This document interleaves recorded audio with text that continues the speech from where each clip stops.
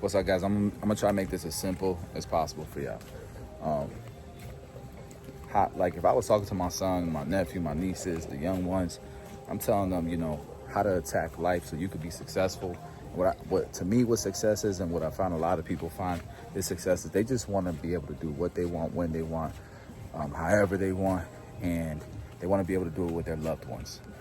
And they want to have a life of way less regrets than regrets, right? Like you want to go to your deathbed and you want to be able to talk about all the core memories that you had, but you want to do it in a way that serves God. For all my people with faith, who have faith,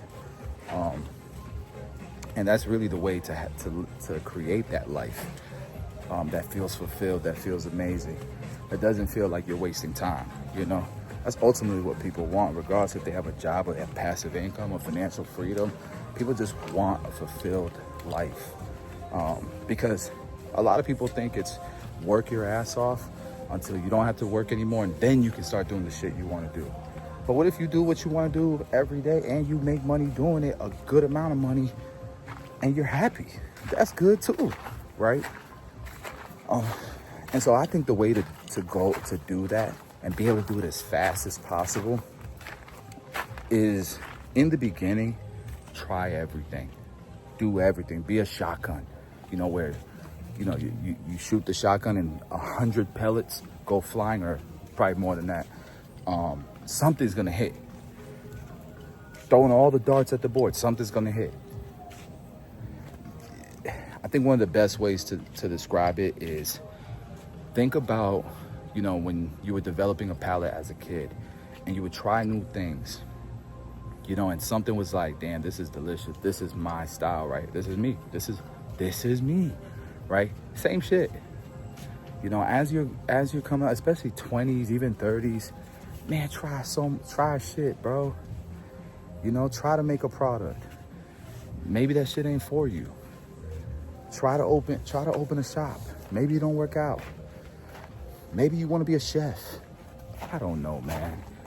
But you gotta try as much as you can, so that you can figure out what your palate is, what your gift is, what comes easy to you. And when you find that thing, it gives you the same feeling as when you find something you really enjoy eating, then you go all in. You invest your money into it, your education, you become a master, you put in the reps, Mamba mentality. Like, we all have something, we all have a gift. And it's when you have that mentality that meets your gift, and then you have the discipline, and then you can dream big, you got faith behind you, you could take over the world. And in the beginning, what happens is you get so good that you become a top 1% income earner. Whether you're a real estate agent, whether you're a massage therapist, a chef, a barber, you become a top 1% income earner because everybody notices how good you are. And the demand for really good is high. You know how they say, my manosphere people, how they say high value man, and there's a lot of demand for it, but not a lot of supply. Same shit.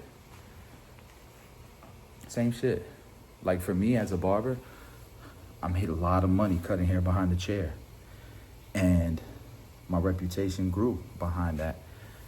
And I put a camera in front of what I was doing. And then my reputation grew outside of just my city. And then people, were booking me from all over. And then all of a sudden, there were conventions that wanted to book me, and barbershops that want to book me for class to teach them how I do what I do. And I was making more money educating the skill set that I developed through the years than I was actually cutting hair. I would go on tour and do hands-on classes. We would cut hair on mannequins and stuff like that. So that was cool. But that can happen in any industry. I don't care if you're an engineer, that happens. And depending on what economy you're in, what vehicle you're driving, your opportunity might be better than mine, because I could get in a Supra and it goes fast. But some industries are like getting in a Bugatti. Like that. Those economies are way bigger. So anyways, And then what happens from there is you're making a lot. At that point, you're making a lot of money doing shit you would do regardless, that you would do for a fraction of the salary.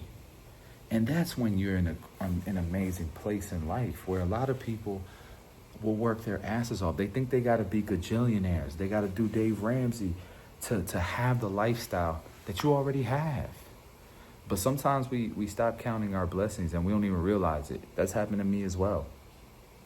And then when you stay in that place where you're fulfilled, more opportunities come. And you just keep growing. Even if you grow, 20% a year, bro, that's the best investment you could make right there consistently. You have no choice but to grow. And then some people, who like business, who like entrepreneurship, might get into entrepreneurship. Like myself, I started opening barbershops, and I realized, man, one barbershop is most people's full-time salary, and I don't really have to do anything. So let's do more of those. And then that afforded me a lifestyle where I could create jobs, innovate, continue to build a business, and have a life. Because there was a season where I didn't have a life. I was just working my ass off, thinking that, all that hard work was necessary to get to the next level. And what I realized is there has to be a point in time where you're shifting from being in the business to being at a broader, at a higher level where you can look and see things broader for what they are. And so whatever grows from that is like, that's the hardest part, is to become great at one thing. That's the hardest part. Everything comes after that. It's almost too simple. But the problem is that because of social media and all the noise and keeping up with the Joneses, a FOMO, fear of missing out, a lot of times, man, we get played, bro. We play with our own heads and talk ourselves out of the blessings, bro, that are right in front of us, the low-hanging fruit. Because we think we gotta be like everybody else. But man, if you just lock into the thing that keeps screaming at you, you're gonna get to that lifestyle way faster.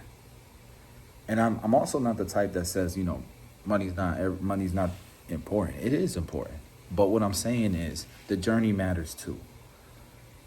And what happens when you have this mindset where you lock into one thing, you be great at one thing, because most people never become great at anything.